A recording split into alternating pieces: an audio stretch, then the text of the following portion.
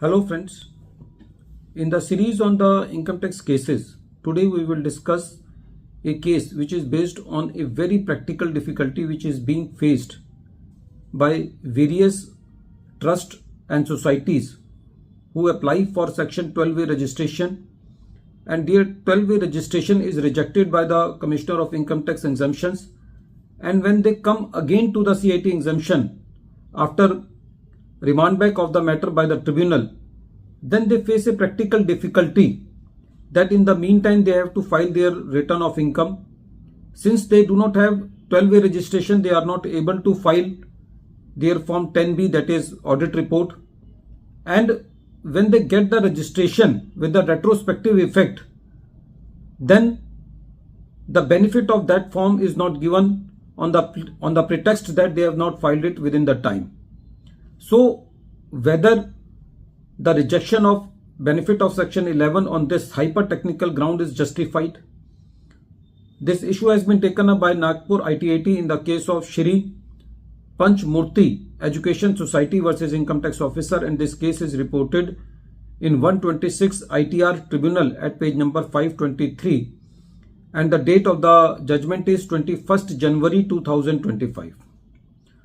The present case relates to the assessment year 17-18. The facts of the case are like this. In the present case,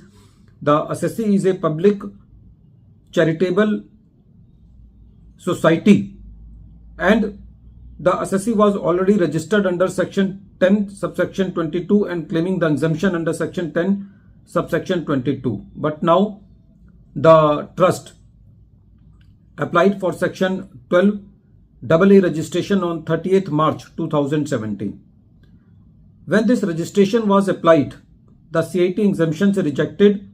this registration on the pretext that there is no dissolution clause in the trust deed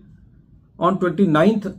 September 2017. The assessee has no choice other than filing the appeal before the tribunal, and when the appeal was pending before the tribunal, in the meantime the assessee has to file its return of income, and the assessee filed its return of income on 30th March 2018. Since on the date of filing the return, the 12A registration was not available with the assessee, so the assessee could not file the audit report, because the 10B can be obtained only in case of the assessee who has a valid registration under section 12A. So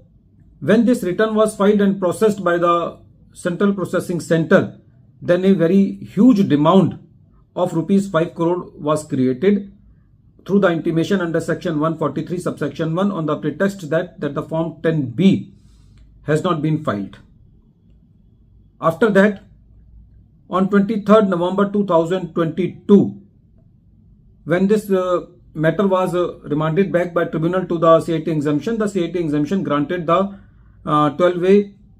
registration to the assessee on 23rd November 2022, when this matter was remanded back by the tribunal to the CIT exemption.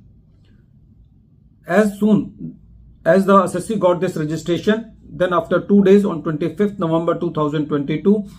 the assessee got the form 10B from its chartered accountant and filed it with the CIT appeal, with whom the appeal was pending. The assessee was very quick. This appeal, which was pending before the CIT appeal, was transferred to the Joint Commissioner of Income Tax Appeals, and the JCIT appeals rejected the appeal of the assessee on the simple hyper-technical ground that the audit form has not been filed on time, the return has not been filed on time, so the benefit of section 11 cannot be given. When this matter was before the tribunal very well appreciated the fact that the assessee was not in a position to file the form 10B on the due date, because the assessee was not having the valid registration on that date, and as soon as the assessee got the registration, in no time it filed the form 10B and forwarded it to the CIT appeal also. But the benefit of section 11 was not given to the assessee, so the tribunal was of the very considered view that there was substantial compliance of filing the audit report by the assessee, and in the present case, the section 11 benefit cannot be denied on the hyper-technical grounds, and the addition made is not sustainable. So the assessee got the relief. But friends, it is a very sad situation for these type of assessees, because whenever their registrations are cancelled and the assessee go back to the ITAT, and after that their matter are remanded to the CIT appeal. So in the meantime period, a lot of demands are created and the assessee has to again fight before the CIT appeal and the tribunal. At the end of this video, once again I am repeating the name of the case. The name of the case is Shri Panchmurti Education Society versus Income Tax Officer, and this case is reported in 126 ITR Tribunal